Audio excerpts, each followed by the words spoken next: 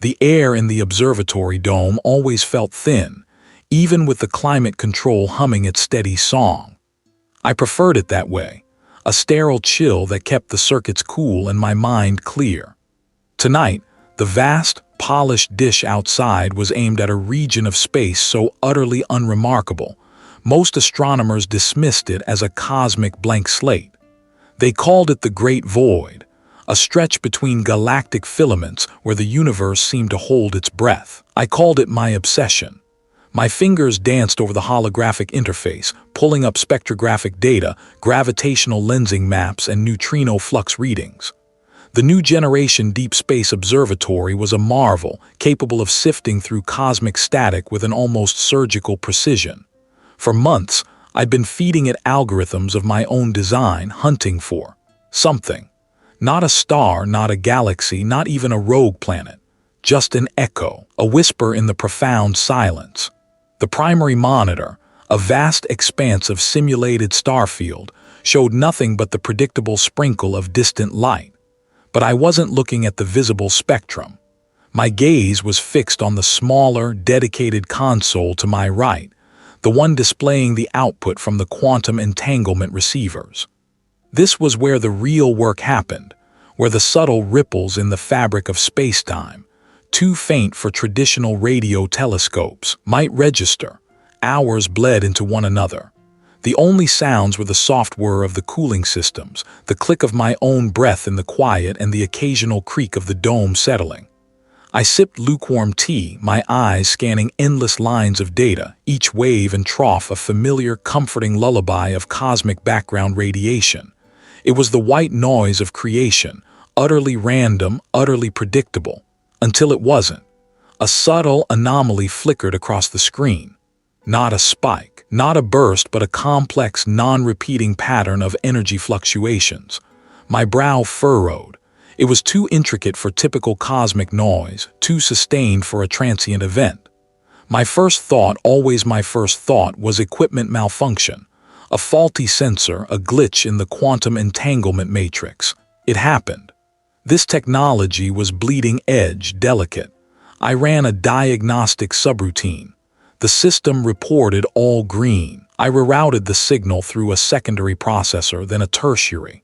The pattern persisted, unwavering, from the exact coordinates I'd been targeting for weeks. I zoomed in on the data stream, isolating the anomaly. It wasn't just a pattern, it was a signature.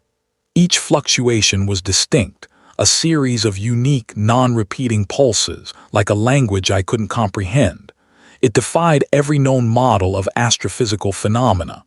Stellar flares were chaotic, pulsars were rhythmic, quasars were powerful, but their output was still decipherable within known physics.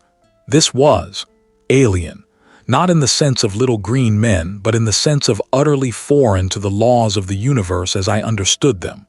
A shiver traced its way down my spine, despite the observatory's regulated temperature. I told myself it was fatigue.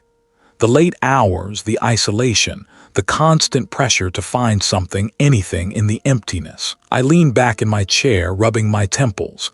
It had to be an error, a complex, persistent error, but an error nonetheless. It had to be. My gaze drifted to a small, secondary screen in the corner of my console. It displayed the live feed from the seismic monitoring station, something moving deep below, just a few miles from the observatory's foundation. Usually, it was a flat green line, punctuated by the occasional distant tremor or the rumble of underground water. Tonight, a subtle, almost imperceptible jitter ran through the line, a low-frequency hum that wasn't quite a tremor, but wasn't quite stable either. It was a faint, restless vibration, a background noise that had started a few days ago and had slowly, almost imperceptibly, grown more pronounced. I dismissed it as geological settling, or perhaps a distant, minor tectonic shift, common enough in this remote region. But seeing it now, in conjunction with the impossible signal from space, a knot tightened in my stomach. I forced my attention back to the primary anomaly. I cross-referenced the signal against every known celestial object, every recorded cosmic event in the observatory's colossal database. Nothing matched. Not even close. It was like comparing a symphony to a random sequence of clicks. My initial dismissal began to crumble, replaced by a growing, unwelcome fascination. The sheer complexity of it was what held me. It was too organized to be random, too unique to be noise. It wasn't just a blip. It was a conversation I wasn't privy to. My hands, usually steady, felt slightly numb as I reached for the logging controls. I needed to document this. Not because I believed it was real, not yet, but because the rational part of my mind demanded exhaustive data for debunking. And yet, a deeper, more primal part of me, a part I rarely acknowledged, buzzed with an almost feverish anticipation. It was done. The impossible signal was now a documented fact within my research. What if it wasn't an error? The shiver that had needled its way down my spine lingered, a tiny, cold serpent coiled beneath my skin. I tried to dismiss it, just as I tried to dismiss the anomaly itself. Fatigue, I told myself again, rubbing the bridge of my nose. The observatory's hum was a familiar lullaby, but tonight it felt like a dull thrum against my eardrums, a prelude to something I couldn't quite name. A complex, persistent error. I spent the next 48 hours submerged in the data, foregoing sleep, ignoring the insistent pings of my communications device. The screen glowed, a cold sun in the dim office, illuminating the faint tremor in my hands. I ran every diagnostic, cross-referenced every known celestial phenomenon, checked for instrumentation quirks, even solar flares that might have interfered. Nothing. The signal remained. It wasn't a static burst, nor a predictable pulse. It was a weave of frequencies, a tapestry of intricate modulations that shifted and reformed with a terrifying, deliberate cadence. At first glance, it appeared chaotic, a jumble of noise, but the more I filtered, the more I processed, the more the underlying structure began to emerge. It was like peeling back layers of static from an ancient recording, only to find not a voice but a more profound, alien architecture. I leaned closer, my breath fogging the cool surface of the display. There were patterns, yes, but not ones I recognized. Not prime numbers, not hydrogen line emissions, not pulsars. These were patterns that defied classification, fractal-like in their recursive complexity, yet imbued with a terrifyingly non-random quality. Each segment, when broken down, revealed further segments that mirrored the larger structure, but with subtle, inexplicable variations. It felt like looking at a language, complete with grammar and syntax, but one built from concepts entirely alien to human thought. My mind strained, trying to grasp the implications. This wasn't a natural emission. It possessed a terrifying intelligence. I felt a pressure behind my eyes, a dull throb that resonated with the incessant, silent hum of the signal data. This wasn't just a discovery, it was an unraveling. I had tried to present my preliminary findings to a colleague, the one who usually indulged my more outlandish theories. I'd walked over to their office, the printouts clutched in my hand, my voice tight with a mixture of excitement and unease. "Look at this," I'd started, spreading the charts on their desk. "The periodicity isn't harmonic, but it's not random. There's an underlying logic, but it's not ours." The colleague had listened, their brow furrowed, their gaze sweeping over the dense lines of data. They'd offered a few plausible terrestrial explanations: atmospheric interference, a glitch in the spectral analysis software, even a miscalibrated antenna. Their explanations were rational, grounded in known physics, and entirely unsatisfying. I nodded, pretending to accept their reasoning, but my resolve hardened. They wouldn't understand. Not yet. This wasn't something that could be explained away by terrestrial phenomena or equipment quirks. I needed to go deeper, to strip away every layer of conventional thinking. The isolation of the observatory, usually a comforting cocoon for my focused work, began to feel less like a sanctuary and more like a necessary cage. I worked through the nights, the only light in my office coming from the screens. I'd catch glimpses of myself in the reflective surface of the monitor, pale, unshaven, eyes bloodshot. A stranger stared back, consumed. I began to notice other things, small, unsettling details that prickled at the edges of my awareness. While cross-referencing background noise profiles, I pulled up the latest reports from the Continental Seismic Network. One particular entry caught my eye, a low-frequency tremor recorded by a seismic monitoring station, something moving deep below the crust. It wasn't an earthquake, not exactly. The wave patterns were too diffuse, too persistent, like something vast and slow shifting beneath impossible weight. It was unrelated to my signal, I knew, but it added to the pervasive sense of a world far deeper and more complex than I'd ever imagined. A world with hidden mechanisms grinding away beneath our feet, just as this signal was grinding away at the foundations of my understanding. My dreams became a fragmented landscape of impossible geometries and unheard frequencies. I would wake in a sweat, the echoes of the signal's patterns reverberating behind my eyelids, a phantom rhythm. Sleep offered no escape, it merely provided a new medium for its influence. The signal wasn't just complex, it was impossibly complex. It wasn't broadcasting in any recognizable form, no radio waves, no neutrinos, no gravitational ripples that fit our models. Yet it was undeniably there, a tangible presence, recorded and re-recorded. My colleagues' calls went unanswered, their emails unread. The common room, usually a hub of lively debate, became a place I actively avoided. I started feeling a strange disconnect, as if the signal was recalibrating my own internal frequencies, pulling me out of sync with the mundane rhythm of human interaction. What was it trying to communicate? Or was it communicating at all? Perhaps it was merely being, and I, in my arrogance, was attempting to force its existence into the narrow confines of human understanding. What if it wasn't a message, but an entity? And what would an entity that could exist in the profound emptiness between galaxies, transmitting patterns that shattered physics, truly desire? The observatory's hum was a familiar lullaby, but tonight it felt off-key, a discordant drone beneath the skin of silence. My hand, still poised over the console, trembled almost imperceptibly. Fatigue, I'd argued with myself, was the culprit for the unease, for the phantom shiver. But the image of that impossible signal, a spike of pure anomaly against the expected cosmic tapestry, was burned into my mind. It was a wound in reality, and I, Raj, had been the one to find it. I leaned back, running a hand over my bristly scalp. The air in the control room, usually cool and dry, seemed to thicken, pressing against my eardrums. The monitors, typically a steady constellation of green and blue readouts, began to flicker. Not a power surge, not a loose cable. This was different. The individual pixels shimmered, briefly dissolving into a static haze before snapping back into focus. The hum of the cooling fans in the server racks shifted, rising in pitch, then dropping to a guttural thrum that vibrated through the floor plates.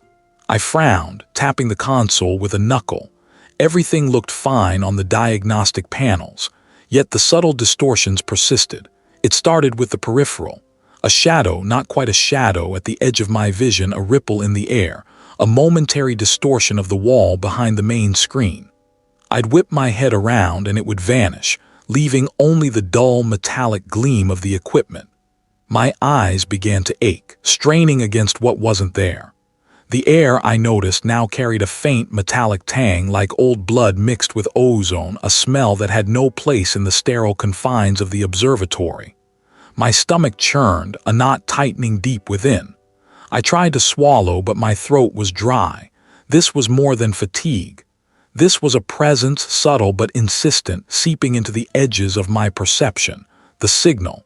It wasn't just data, it was an influence. I pushed away from the console, pacing the cramped space. Each step felt heavy, as if the very air resisted my movement. I needed to understand, not just the signal's origin, but its nature, its effect. My research shifted. The astronomical databases, the spectral analyses, they were no longer enough. I found myself in the university's rarely used special collections, a musty, silent space filled with forgotten tomes. Dust motes danced in the single beam of sunlight filtering through a high, grimy window. The air here was thick with the scent of aged paper and dry rot. These were not scientific documents, but fevered religious tracts, philosophical ramblings from epochs long past. They spoke of entities dwelling in the spaces between, of a consciousness so vast and alien it could unravel the mind of any who truly perceived it. It spoke of monuments built to appease, or perhaps to contain, these elder echoes, and of specific terrestrial locations where the veil between worlds was thin. My heart hammered against my ribs, a frantic bird trapped in a cage. The descriptions, while fantastical, resonated with the subtle shifts I was experiencing, the way the observatory's hum had changed, the way the air tasted. It was described not as an earthquake, but as an internal resonance, a sympathetic vibration within the very fabric of the earth, a response to something immeasurably vast. One cryptic passage, penned in a hand that looked almost modern yet dated centuries ago, mentioned a specific geographic region, an area known for unusual geological activity and for its deep, subterranean structures. It was a place where the earth itself listened. My mind, once a fortress of logic, felt besieged. My determination, however, only hardened. I had to see. I had to understand if these old stories were merely coincidences, or if they were echoes of a truth I was only now beginning to uncover. The coordinates from the ancient text led me far from the observatory to a remote, desolate stretch of land. The smell of wet earth and mildew was overpowering. I finally reached it, a derelict building, half buried in the earth, its rusted sign barely legible in the dim beam of my flashlight. A seismic monitoring station, something moving deep below. The floor vibrated beneath my boots, a low, persistent thrum that was not a machine, not a natural tremor, but something else entirely. What ancient pulse was this earth listening to?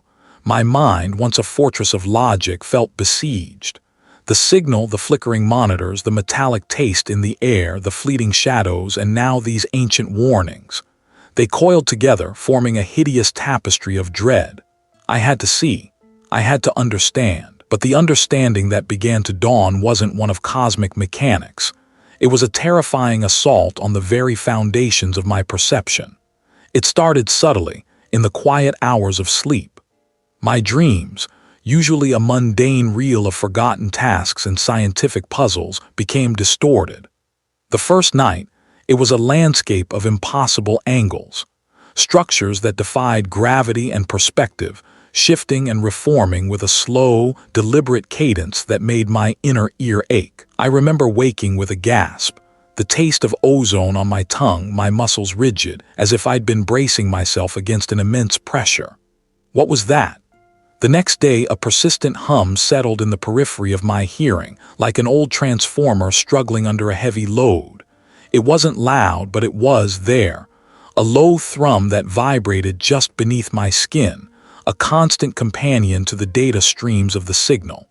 I checked the building's power grid, the ventilation, my own equipment. Nothing. The hum remained, a phantom resonance only I seemed to perceive. My colleague, a pragmatic data analyst, looked at me strangely when I asked if he heard anything unusual. "Just the usual server drone, Raj," he'd said, a faint wrinkle forming between his brows. I forced a smile, blaming a lack of sleep.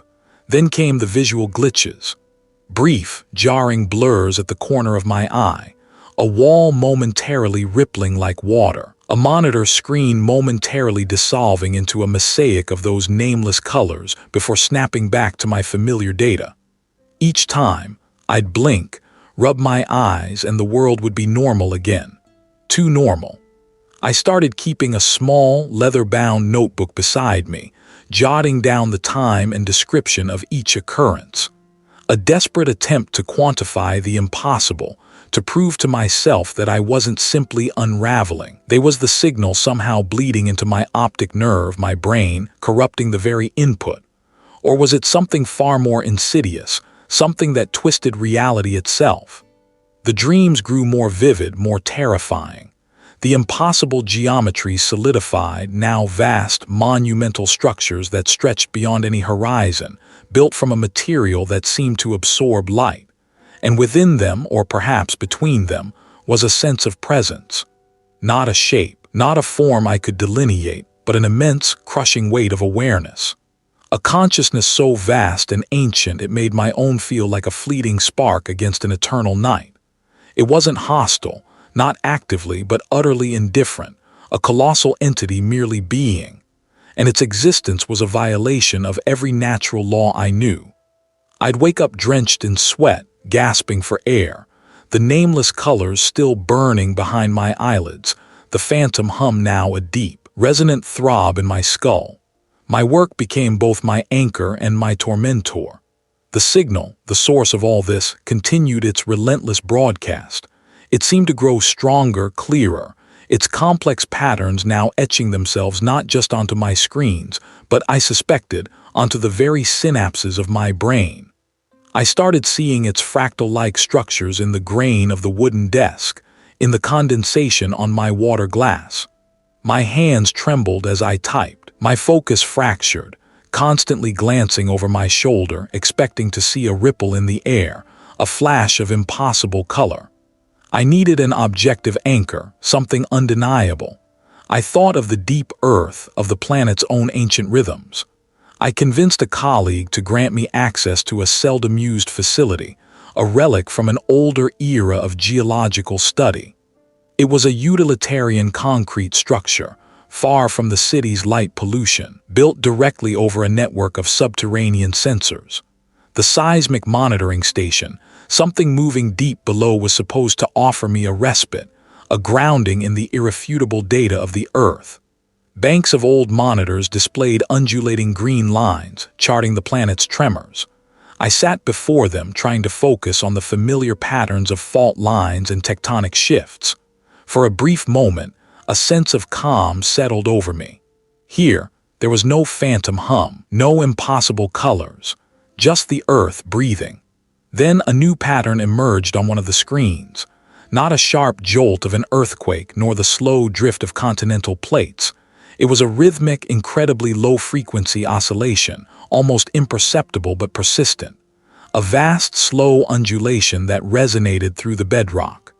My colleague, who had just been explaining the calibration of the older sensors, paused, his finger hovering over a dial. He leaned closer, his brow furrowed. "That's odd," he murmured, his voice hushed. "It's too regular for natural seismic activity, too deep and too large." I felt it then, a profound, bone-deep vibration that wasn't just on the screen but seemed to emanate from the very floor beneath my feet. A slow, immense pressure that filled the small concrete room, a resonant thrum that bypassed my ears and went straight to my core. It was the same feeling as in my dreams, the same impossible scale, the same crushing awareness. The screens flickered, not a glitch this time, but a response to the incredible energy being registered. The green lines spiked and dipped, charting a movement that defied geological explanation. It was moving. My colleague didn't answer immediately. He was staring at the screens, his face pale, a knot of fear tightening his features. His scientific certainty was crumbling before my eyes, mirroring my own. The signal wasn't just in my head anymore. It was here, manifesting as a profound, physical presence deep beneath the Earth. What was it stirring, and how far did its influence truly reach? I felt it then, a profound, bone-deep vibration that wasn't just on the screen but seemed to emanate from the very floor beneath my feet. It was the same feeling as in the seismic monitoring station, something moving deep below, not a tremor of the Earth, but a deliberate, almost melodic expansion. The air grew heavy, thick with an unseen weight, pressing against my eardrums until they ached. I grabbed the edge of the console, my grip tight, trying to steady myself against a sway that wasn't physical but internal. My breath hitched. This was no anomaly. This was a presence, vast and ancient, finally stirring. The moment faded as abruptly as it began, leaving behind a ringing silence and a chill that seeped into my bones. I stood there, trembling, my eyes fixed on the retreating waveform on the monitor. It was undeniable. The signal wasn't just data, it was a heartbeat, a whisper from the void, and it was getting louder. I knew with a certainty that both exhilarated and terrified me that I had to tell someone. I had to make them see. My presentation to the review committee was a disaster. I remember the fluorescent hum of the conference room, the stale air. I had worked for days straight, fueled by instant coffee and a frantic energy, barely sleeping. My hands shook as I clicked through slides displaying the impossible signal, the anomalous data points that defied every astrophysical model. It's communicating, but the conclusions I read drawing. They are speculative, highly so. A statistical anomaly, perhaps a localized interference we haven't accounted for. He gestured vaguely at the screen, his expression a mixture of concern and polite dismissal. I felt a surge of frustration, hot and bitter. Interference doesn't vibrate the ground, it doesn't leave I feeling like my skull is a bell. I retorted, perhaps too loudly. I could see the subtle shift in their posture, the way their gazes flickered to my bloodshot eyes, my unkempt hair. They weren't looking at the data anymore, they were looking at me. The perceived physical sensations are subjective, Raj. Another colleague offered gently, his tone laced with a pity that stung more than outright rejection. Perhaps I've been pushing myself too hard. This project has consumed I tried to explain the bone-deep resonance, the feeling of something immense shifting beneath the earth, the way the signal had intensified after my visit to the seismic monitoring station, something moving deep below. But my words came out jumbled, frantic, lacking the precise academic language they expected. I sounded unhinged, even to myself as the desperation mounted. They saw a man unraveling, not a scientist with a groundbreaking discovery.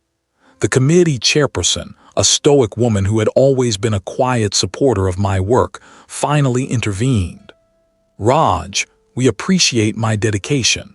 However, given the extraordinary nature of my claims and my present state, we recommend I take some time away from this project. We'll assign a junior researcher to review my data independently.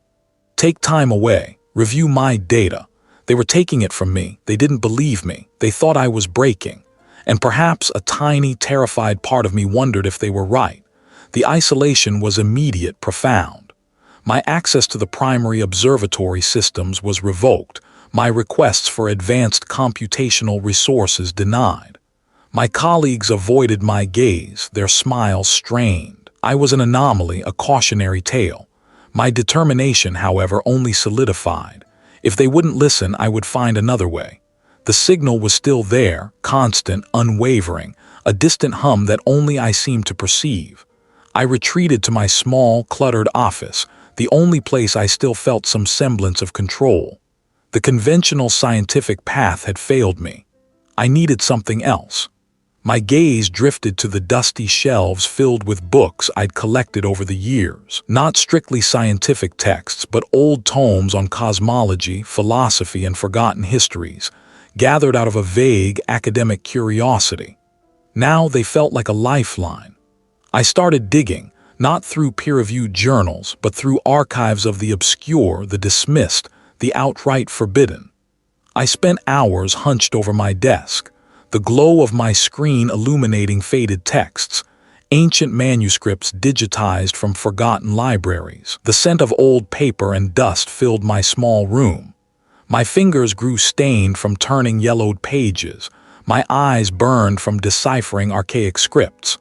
I found mentions of elder truths hidden within reality, of slumbering giants in the spaces between stars, of a primordial consciousness that dreamed the universe into being. These weren't scientific theories. They were myths, legends, philosophical treatises dismissed as archaic superstition. The descriptions, vague and poetic as they were, resonated with the terrifying implications of my signal. It described the feeling not as a sound, but as a pressure in the mind, a thinning of the veil between what is known and what is utterly alien. It mentioned tremors from below, not of geological plates, but of something far more fundamental shifting. The seismic monitoring station, something moving deep below, the vibration, the pressure. It was all there. This ancient, forgotten lore wasn't just parallel, it was a prophecy. But what exactly was it that would awaken, and what would happen when it did? The primary observatory had become a mausoleum of my ambition. My access revoked, my data confiscated. The silence from my former colleagues was a physical weight. It settled on my shoulders, a chilling reminder of their verdict. They saw a man unraveling, not one on the precipice of an impossible truth. But I wasn't broken. Not yet. I was merely redirected. I found refuge in a place few others bothered with, the old seismic monitoring station, something moving deep below. It was a relic tucked away in a remote valley, its primary function long since automated and its human oversight minimal. A single, aging technician, a man who preferred the company of his vibrating instruments to people, barely registered my presence. The station's powerful, if somewhat outdated, processors were still capable, and crucially they were isolated. No network monitoring, no prying eyes. It was a digital fortress of solitude, and I had brought my salvaged fragments of the signal with me, tucked onto encrypted drives like contraband. The air in the station was thick with the faint tang of ozone and old dust, punctuated by the rhythmic thrum of machinery. It was a low, constant vibration that seemed to resonate in my bones, a counterpoint to the silent, insistent hum of the signal data on my screens. I spent days, then weeks, hunched over the consoles, the only light in the cavernous room spilling from my monitors. The technician would occasionally shuffle by, offering a grunt or a lukewarm cup of coffee, his eyes never quite meeting mine. He simply saw another eccentric drawn to the station's quiet isolation. But the signal defied every equation, every known principle. It wasn't a transmission in any conventional sense. My initial algorithms had merely scratched the surface, identifying patterns, not meaning. Now, stripped of my usual resources, forced into this peculiar sanctuary, I found myself relying on something else entirely: intuition. I began to build new algorithms, not to translate, but to interface. I wasn't looking for words, but for conceptual nodes, for direct energetic downloads. It was like trying to teach a machine to dream. The process was agonizing, a slow, meticulous chipping away at an edifice built from incomprehensible logic. My eyes burned. My head throbbed with a dull ache that never quite receded. I ate when I remembered, slept in fits and starts on a worn cot in a corner, surrounded by the ceaseless thrumming. Then, one night, amidst the endless lines of data, a flicker. Not a solution, not a breakthrough I could articulate, but a sensation. My fingers hovered over the keyboard. The air in the station seemed to thicken, pressing down on me. I felt the low thrum of the seismic equipment more acutely, as if the very rock beneath me was vibrating in sympathy with some unseen force. I refined my algorithm, pushing it towards that sensation, chasing the ghost of a concept. It wasn't about decoding anymore. It was about receiving. The screen pulsed with new visualizations, not graphs or charts, but shifting, kaleidoscopic patterns that seemed to reorder themselves even as I watched. They weren't static. They were alive. My breath caught in my throat. My hands began to tremble, not from fear yet, but from a profound, electrifying anticipation. I was close. I could feel it, a resonance in my own mind, a growing pressure behind my eyes. I pushed the final command. The screen flared, then settled into a single, complex image. It wasn't an image I could describe with human words. It was a concept, a truth rendered directly into my perception. I saw us, humanity, not as a species, not as a civilization, but as a fleeting, inconsequential flicker against a backdrop of unimaginable, indifferent scale. We were less than dust, less than a single breath in an eternity that dwarfed even the cosmos I had once studied. My understanding of the universe, of stars and galaxies and nebulae, shattered into a million fragments. Beneath the veneer of cosmic beauty, I perceived layers of existence so vast, so alien that my mind reeled. Entities not born of stars or matter, but of something else. something that existed in the spaces between concepts, between dimensions, vast and ancient beyond any terrestrial comprehension. They weren't evil or good or even aware of us in the way a predator might be aware of its prey. We were simply not an irrelevant, momentary perturbation in their eternal, incomprehensible slumber. The truth washed over me, a freezing wave that left me gasping. My lungs burned. My vision blurred at the edges, the vibrant patterns on the screen seeming to sink into the very fabric of my perception. This wasn't a language. It was a direct download of a reality so utterly indifferent to my existence, to our existence, that it stripped away every comfort, every assumption I'd ever held. The universe wasn't just bigger than I thought. It was wronger. A low groan rumbled up from deep below, a vibration that shook the floor beneath my feet. It wasn't the usual hum of the seismic equipment. This was deeper, more resonant, a sound that seemed to come from the very core of the earth. The monitors flickered, the complex patterns on the screen momentarily distorting as if the signal itself was reacting to the tremor. I pushed back from the console, my chair scraping loudly on the concrete floor. My head was swimming. The air felt thin, metallic. I could still feel the downloaded truth pressing against the inside of my skull, a weight that threatened to crush my sanity. What had I just invited in? They had locked the door, but they hadn't sealed the vault of my mind. I relocated my makeshift lab to the cramped spare room of my apartment. Cables snaked across the floor, connecting salvaged monitors and a clunky server I'd acquired through less than official channels. The air grew thick with the hum of electronics and the faint, metallic scent of ozone. Sleep became a forgotten luxury. My nights blurred into an endless cycle of data analysis, driven by a gnawing compulsion. My colleagues had seen me unraveling. They hadn't seen the threads I was weaving from the unraveling itself. The knowledge I was extracting wasn't simply information. It was a corrosive agent, dissolving the foundational axioms of my understanding. It wasn't about stars or galaxies, not really. The signal wasn't just a communication. It was an indoctrination. I found myself increasingly detached from the trivialities of daily life. The chattering of a neighbor, the blare of a car horn, the insistent glow of a smartphone screen, they all seemed like distant echoes from a play I no longer had any interest in. My mind was elsewhere, adrift in currents of thought so vast they made the concept of terrestrial existence feel like a speck of dust on an infinite tapestry. The world began to subtly distort.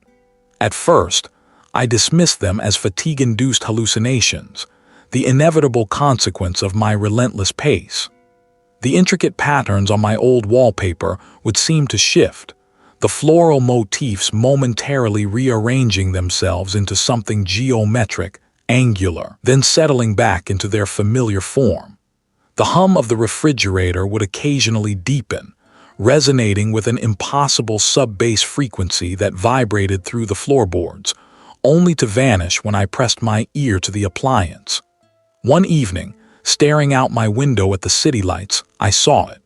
The distant glow of the downtown skyline seemed to waver, not like heat haze, but as if the very light itself was struggling to maintain its coherence. The sharp edges of buildings softened, rippled, then hardened again, all in the span of a breath. It was as if reality, the very space-time I had dedicated my life to studying, was thinning, becoming translucent, hinting at something else beneath. I gripped the windowsill, my grip tight. No one else seemed to notice. A couple walked hand in hand below, oblivious to the shimmering distortion that had just devoured and regurgitated their entire visible world. The signal wasn't just telling me things. It was showing me. It was peeling back the layers of perception I had taken for granted, revealing a different kind of reality. It had physical repercussions, subtle at first but undeniably present. My research now shifted from merely decoding the signal to finding its terrestrial echoes, not just on my mind but on the very ground beneath my feet. My search led me to an old, decommissioned facility, tucked away in a remote valley miles from any major population center. It was a seismic monitoring station, something moving deep below. The station had been abandoned years ago, deemed obsolete, its sensitive equipment left to gather dust.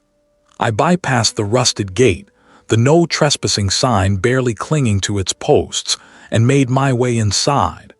The air was thick with the smell of damp earth and disuse. Dust motes danced in the sparse beams of sunlight that pierced the grimy windows. Inside, the main control room was a relic of an earlier era. Rows of analog gauges, their needles frozen, lined one wall. Faded maps of fault lines and geological formations were tacked to corkboards, curling at the edges. But what interested me were the sensor readings, still accessible through the station's surprisingly resilient, if ancient, network. I hooked up my portable interface, a jumble of wires and a small screen, and began to sift through the stored data. Hours passed. My fingers flew across the keyboard, navigating archaic menus, overriding security protocols. The station's deep earth sensors, designed to detect tectonic shifts, had been recording something else entirely in the months leading up to its abandonment. Not quakes, not tremors from blasting, but a persistent, low-frequency resonance. A vast, rhythmic thrumming that was too uniform, too deliberate to be natural. It pulsed with a regularity that defied geology, a beat that resonated with the patterns I was now recognizing in the signal itself. My eyes, already strained, widened as I isolated a particular sequence. The resonance wasn't just regular, it was growing. Slowly, incrementally over the span of years, the amplitude of this deep earth thrumming had been increasing. It wasn't a sudden spike, but a gradual, inexorable swelling, like a gargantuan heart beating deeper and deeper within the planet's mantle. My breath hitched. The seismic data wasn't just corroborating my perceptions, it was screaming a far more terrifying truth. The world wasn't just thinning, something was pressing through. I leaned closer to the monitor, the faint glow illuminating the frantic pulse in my temple. The last recorded data point, from the day the station was officially closed, showed a sudden, sharp uptick in this resonance. An abrupt intensification of the thrumming followed by a complete cessation of recording. Did they shut it down because it was obsolete or because it had picked up something they couldn't explain? And what had caused that final, terrifying surge in the rhythm of something moving deep below? They saw a man adrift, but I wasn't adrift. I was simply redirected. My initial isolation had been jarring, the abrupt severance from my life's work like a phantom limb ache. Without the constant hum of institutional oversight, without the skeptical glances and the forced smiles, the signal had grown clearer in my mind, not just as data but as a presence. It was a relic long decommissioned, its outer shell scarred by rust and neglect. But the power grid was still functional, a dusty, buzzing testament to forgotten infrastructure. The main control room, a cavernous space once filled with the rhythmic click and whir of seismographs, now housed my makeshift setup. I'd liberated a few essential pieces of equipment, a high-gain antenna I'd personally modified, a specialized signal processor, and a series of custom-built filters before my full access was finally, irrevocably rescinded. The old seismic sensors, still embedded deep in the bedrock, offered a peculiar kind of acoustic isolation, a buffering from the world above that I found strangely comforting. For weeks, I slept on a cot in a corner, fueled by instant coffee and stale energy bars, the hum of my jury-rigged electronics a constant lullaby. I reanalyzed every scrap of data, every faint fluctuation, every impossible harmonic. The signal wasn't just there, it was acting. It shifted subtly in response to my focus, almost like a living thing, or perhaps like a lure. That was the turning point. It wasn't a broadcast, it was an invitation, it was a call, a beckoning. The signal wasn't just observing me, it was aware of me. It wanted me to listen closer. This wasn't just a scientific anomaly anymore. This was a profound, terrifying interaction, and if it was a call, I had to answer. My existing equipment, powerful as it was, could only scratch the surface. I needed more. I needed a direct conduit, something that bypassed the conventional filters of observation and processing. My mind, I reasoned, was the most complex instrument I possessed. The idea that formed was reckless, bordering on suicidal. I had theorized for years about the potential for direct neural interface with data streams, bypassing the slow, clunky translation of screens and speakers. It was a theoretical construct, something for fringe papers and late-night, caffeine-fueled debates. Now, it was my only path. I began to modify the signal processor, stripping away its safeguards, rerouting its output directly into a series of biofeedback sensors I had designed for a completely different, long-abandoned project. The wiring was crude, a spiderweb of copper and insulated cables snaking from the modified processor to a rudimentary helmet I fashioned from an old, discarded hard hat, lined with an array of repurposed EEG electrodes. The goal was to bypass the auditory and visual cortex, to feed the raw, unfiltered data stream directly into the deeper, more primal centers of my brain, to truly feel the signal, not just interpret it. The process was agonizingly slow, each connection a risk, each circuit a potential short. I knew the risks. Direct neural stimulation, unfiltered data. It could scramble my brain, reduce me to a drooling automaton, or worse, shatter my perception of reality beyond repair. But the pull was too strong. As I worked, the old seismic sensors buried beneath the station began to register faint, rhythmic tremors. Not the violent, unpredictable shudders of an earthquake, but something subtle, almost deliberate. A low, persistent vibration that seemed to resonate with the hum of my experimental setup. It felt like the very bedrock was shifting in anticipation, or perhaps in response. I paused, my hand hovering over a delicate wire, listening. The low thrumming from the deep below seemed to grow, a dull, pervasive ache in the soles of my feet.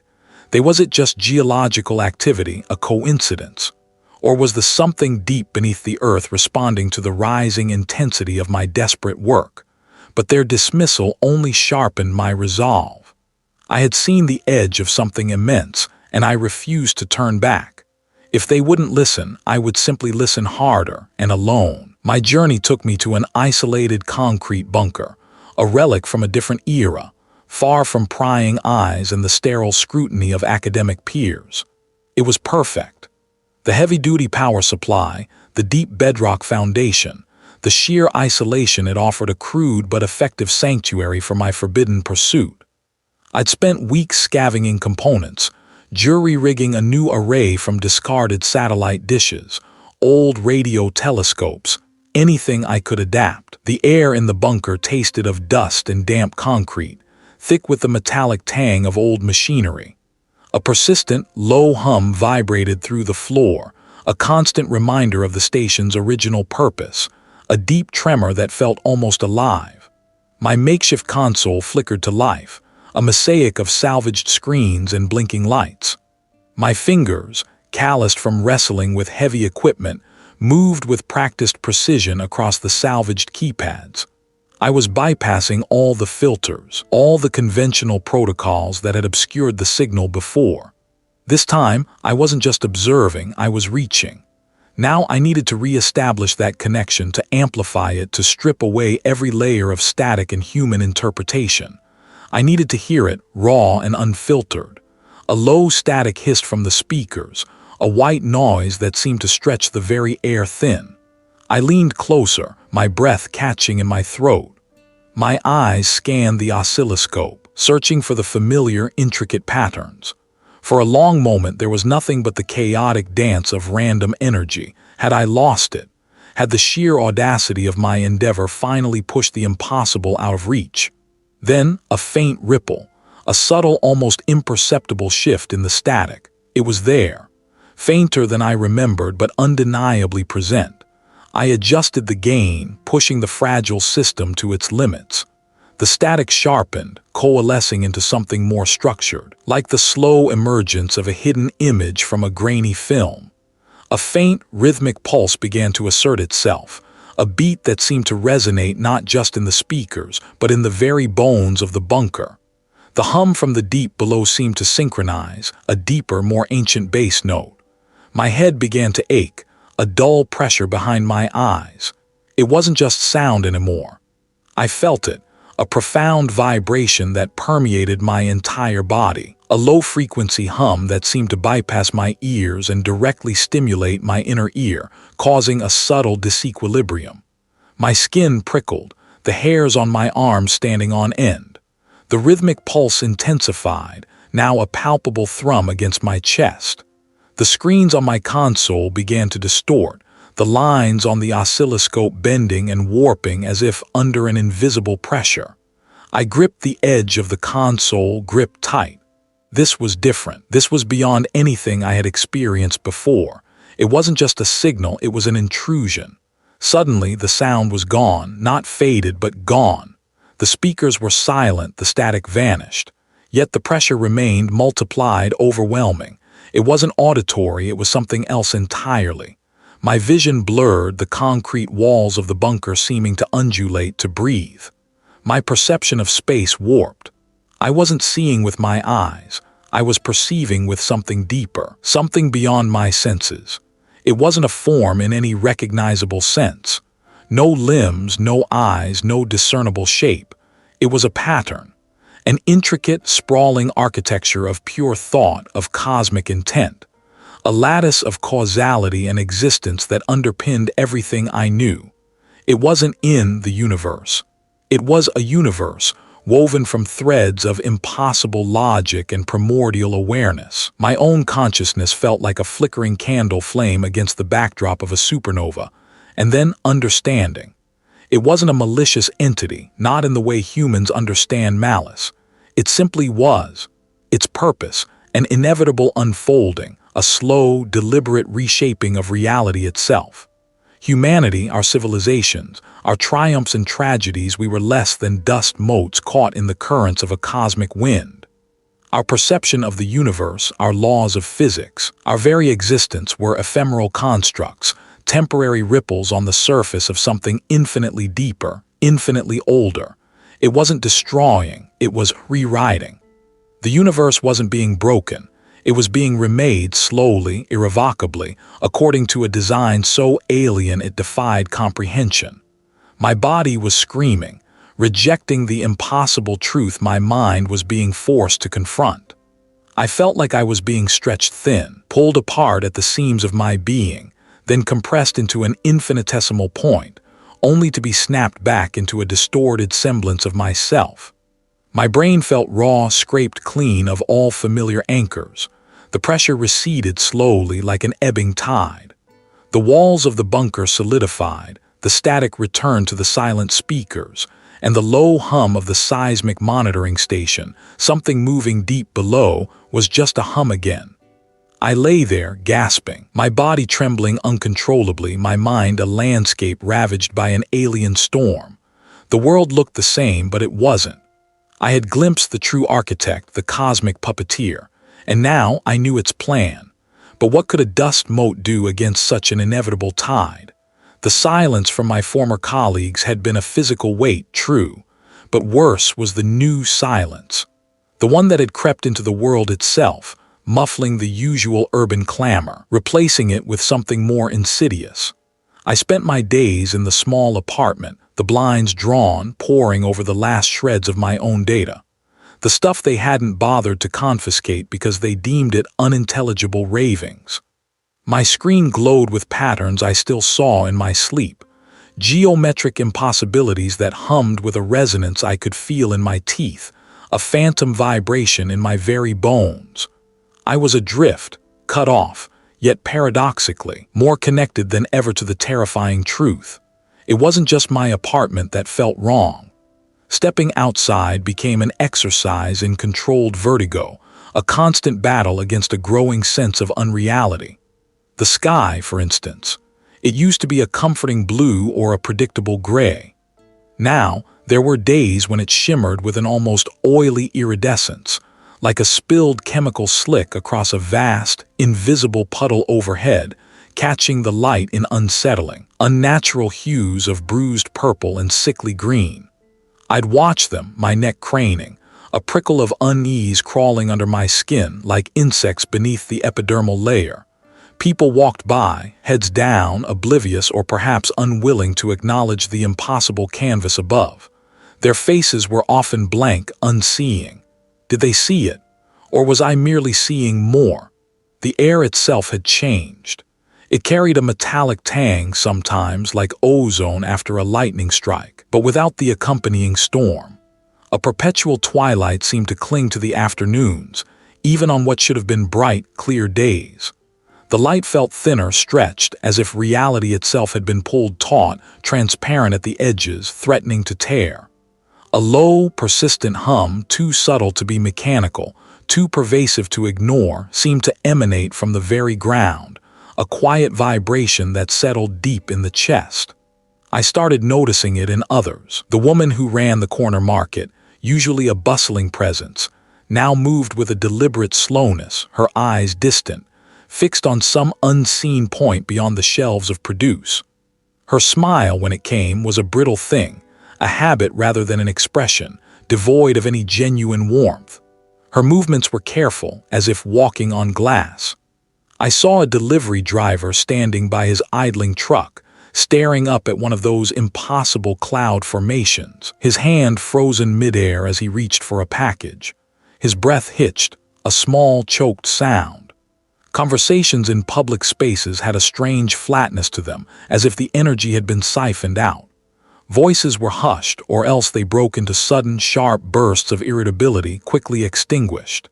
It was as if a shared anxiety had settled over the city, a collective anticipation of something terrible, though no one articulated what it was. And I, an unwilling conduit, felt it amplified, a constant, low-frequency hum behind my eyes. The signal, I realized with a sickening lurch, wasn't just in my head or my data. It was seeping out. It was a stain on the world, bleeding through the membrane of what we understood as normal, blurring the edges of what was real. What would happen when the membrane finally broke? The news reports were vague, almost dismissive, a rash of minor tremors in unexpected locations, geological anomalies that defied easy explanation. I felt the low thrum in my bones, a resonance that had nothing to do with plate tectonics and everything to do with the impossibly ancient patterns that still flickered across my screen at home. The presence, the entity, was not just ethereal. It was materializing, affecting the very bedrock of our world, asserting a physical dominion. I found myself driving, almost without conscious thought, towards the outskirts of the city where the land rose into a series of desolate hills. The landscape itself seemed to sag, the trees gaunt, the rock faces scarred.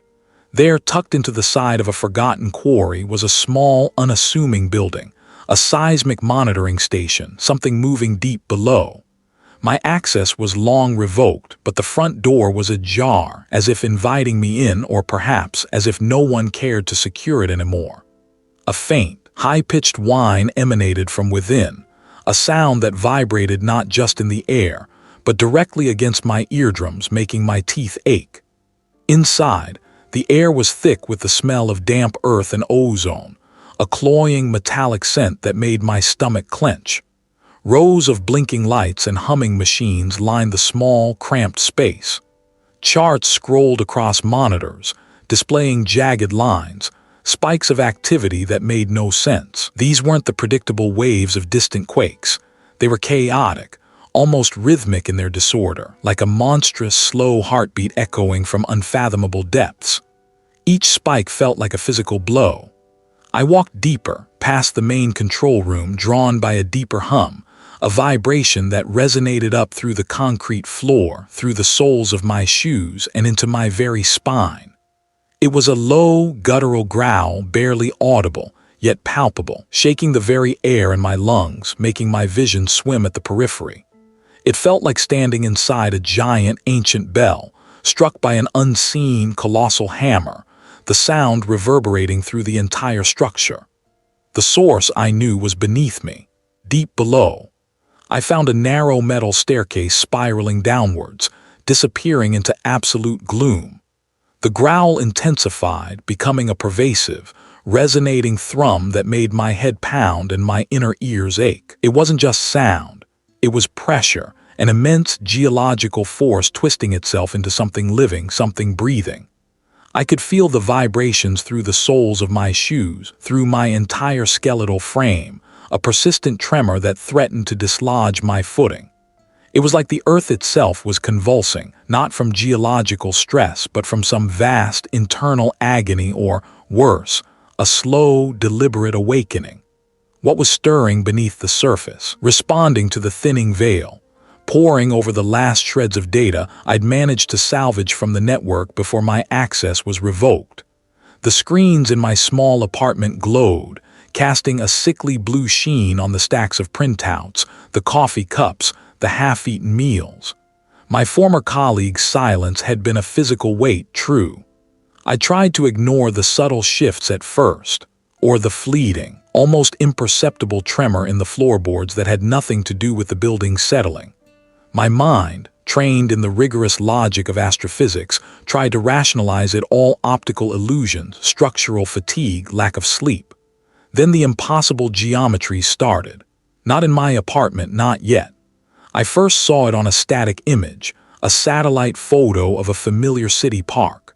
A fountain, its jets usually arcing gracefully, now seemed to defy perspective. The water, captured mid-spray, appeared to bend at an acute angle, an impossible curve that twisted back on itself like a knot tied in liquid. I zoomed in, then out, rubbed my eyes, even restarted the monitor. The image remained. The water was folding. I dismissed it as a glitch, a corrupted pixel array. But the unease had taken root. Days bled into weeks. The air itself felt heavier, charged with an unidentifiable hum that vibrated in my teeth. I started to notice things in my periphery. A street lamp flickering not in a simple on-off rhythm, but cycling through shades of light that shouldn't exist. A purplish gleam, a sickly green. The edge of a building across the street, a familiar brick facade, seemed to waver, its straight lines subtly curving, then straightening again like a breath held and released. My stomach clenched. My vision was fine. It was the world that was no longer quite right. My self-imposed isolation meant I wasn't seeing many people, but the few times I ventured out for supplies, the shift in others was palpable. A collective unease, like a contagious fever. People walked with their shoulders hunched, eyes darting, faces etched with a peculiar blankness. I saw a news report, flickering on a public screen in a convenience store, about widespread, inexplicable disorientation.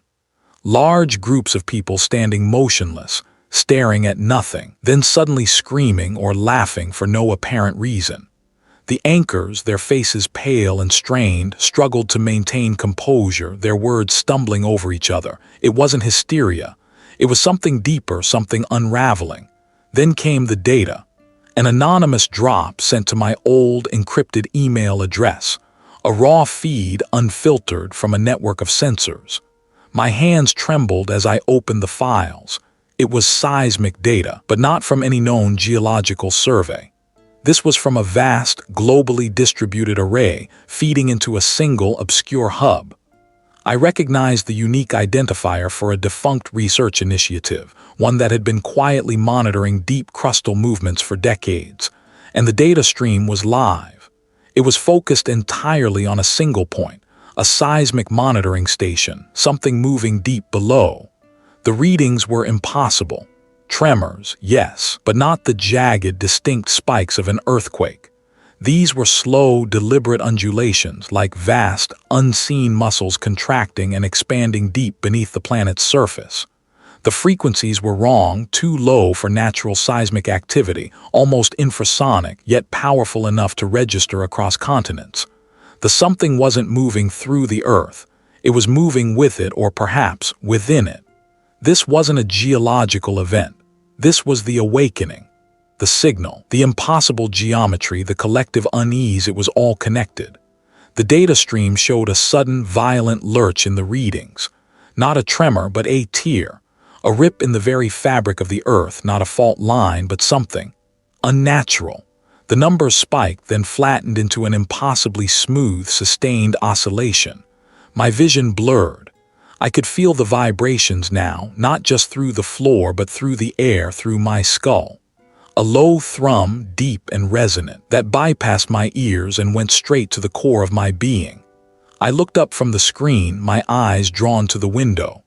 The city lights outside seemed to dim, then brighten, then dim again, not uniformly, but in patches like a vast, flickering circuit board.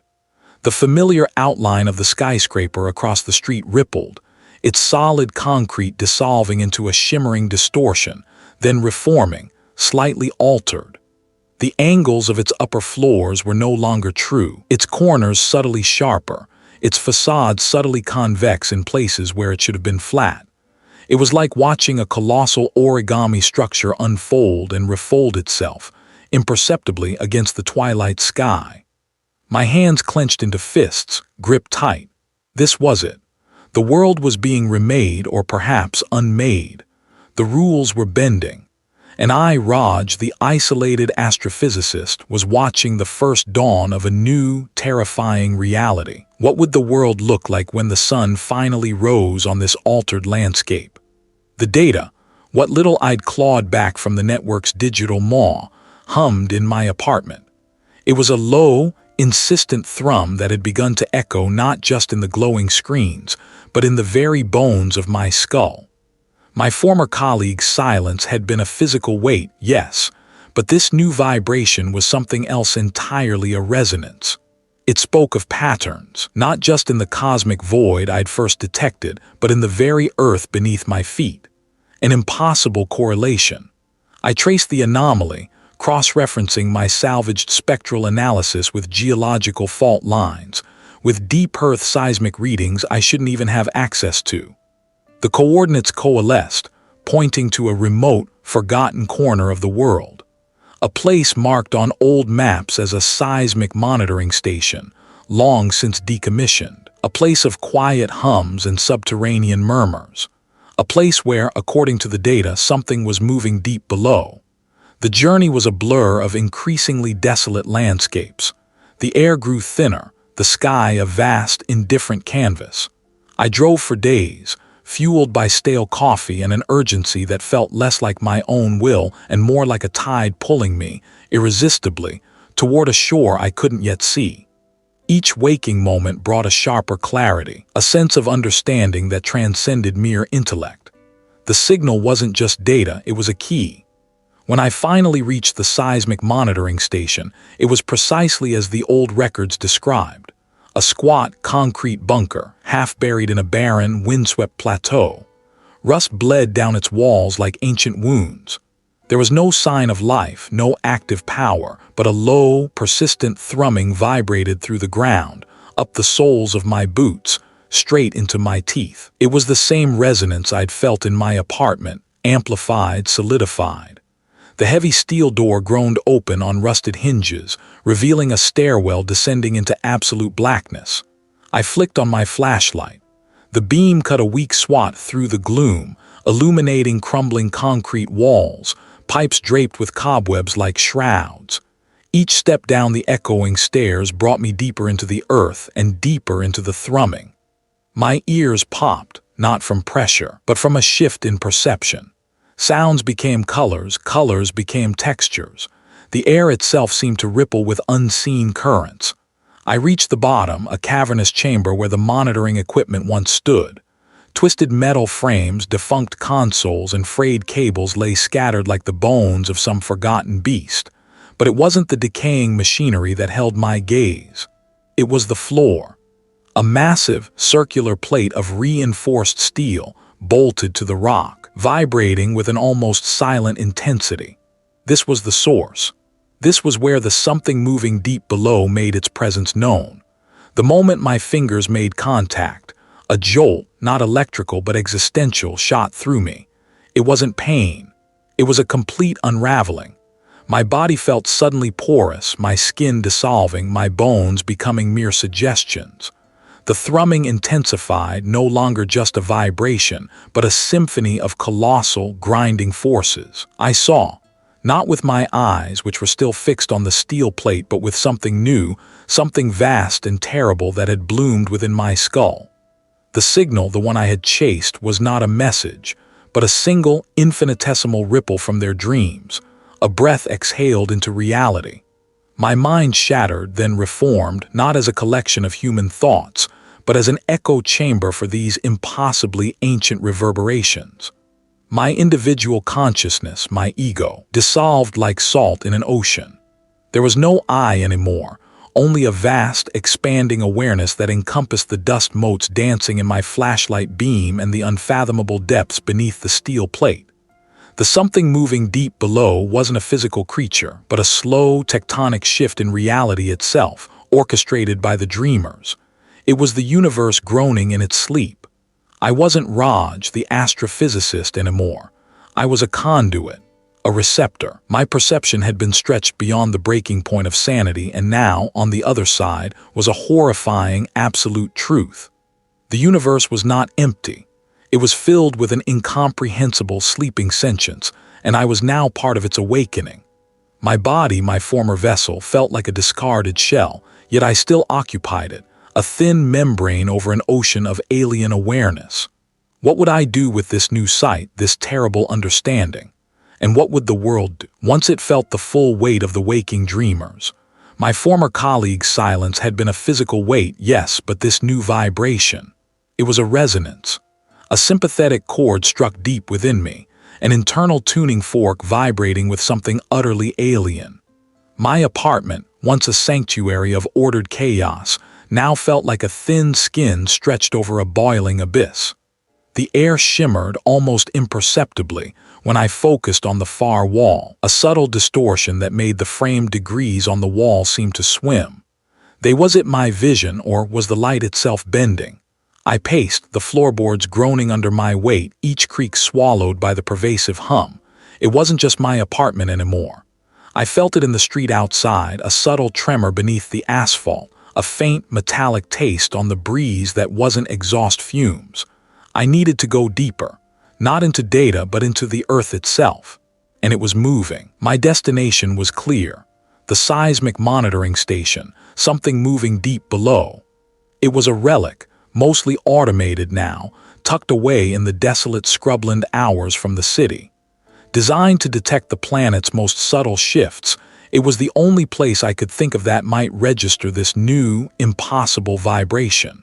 The drive was a blur of roadside blurs and escalating unease. The sky above me seemed flatter, the clouds almost painted onto a backdrop that felt too close, too perfect. They were the trees bending unnaturally in the wind, or were my eyes playing tricks? When I finally pulled onto the gravel path leading to the station, the air grew heavy, thick with an unseen presence. The building itself was a low, squat concrete bunker, half buried into a hill. No windows, just a heavy steel door and an array of antennae reaching into the flattened sky. It looked like a tomb, or a forgotten sentinel. The wind, when it gusted, carried a faint, acrid smell I couldn't place, like ozone mixed with something ancient and mineral, something that had never seen sunlight. The hum here was no longer subtle. It vibrated the very steering wheel beneath my hands. The air was cool, dry, and tasted of dust and cold metal. I powered up the main console, the screens flickering to life with jagged green lines and numerical readouts. The seismic monitoring station, something moving deep below, was designed to record minute geological tremors, plate shifts, the distant groans of a living planet. But what it was showing me now, it was nothing I had ever seen. The seismographs were not recording earth tremors. They were recording pulses, rhythmic, impossibly precise oscillations that mimicked the very pattern of the signal I had first discovered, amplified beyond anything I could have imagined. The screens glowed with a sickly green light, painting the room in an unnatural hue. The pulses were not random, nor were they chaotic. They were structured, intricate, a symphony of impossible frequencies, and they were getting stronger. The floor beneath my feet began to vibrate, a deep, resonant thrum that bypassed my bones and went straight to the core of my being. It was the same vibration from my apartment, but now it was a physical force, a deep bass note that rattled my teeth. The raw data scrolled, lines of numbers shifting with a terrifying, purposeful rhythm. This wasn't geological, this was conscious. I stared at the readouts, my breath catching in my throat. The source of the pulses wasn't a distant star, nor a black hole, nor even a cosmic anomaly. The coordinates pointed inward, down, deep beneath the station. The seismic monitoring station, something moving deep below, wasn't detecting Earth movements. It was detecting the thing moving within the Earth, not a geological process, but a deliberate, slow, inexorable shift of something vast, something ancient, something that had perhaps always been here, merely dormant. The light from the screens began to flicker, not erratically, but in sync with the impossible pulses on the seismograph. The walls of the bunker seemed to breathe, the concrete subtly bulging and retracting, distorting my perception of their solidity. I felt a growing pressure behind my eyes, a sense of expansion, as if my skull were too small to contain the incoming data, the raw, unfiltered truth. My skin crawled. My vision swam. The edges of the monitors began to warp, the pixels stretching into elongated, impossible shapes, then snapping back. Was the room changing, or was I? A sound began then, a low, guttural grinding that wasn't from the machinery. It emanated from everywhere and nowhere, a sound that felt like sandpaper on the inside of my brain. It was the sound of colossal weight shifting, of immense, impossible structures grinding against one another, a vast, subterranean awakening. The hum became a roar, vibrating through my chest, making my lungs ache. I fell to my knees, clutching my head, trying to block out the cacophony of sound and vision that was flooding my senses. The lines on the seismograph became a blur, then coalesced into an impossible pattern, a fractal spiral that seemed to turn inward forever, pulling me with it. My consciousness fractured.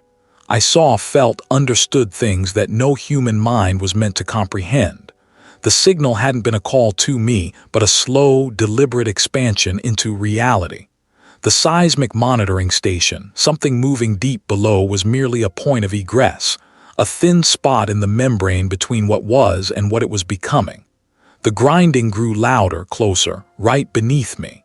The concrete floor cracked, not with the sharp splinter of breaking stone, but with a slow, tearing sound like wet paper. It was not light, but a visible vibration, a shimmering, impossible geometry that twisted the air. I was no longer Raj. I was a point of awareness floating, stretched thin across an infinite canvas of incomprehensible understanding. The world was gone, replaced by an endless, shimmering expanse of alien logic. It was awake. It was here, and it was everywhere.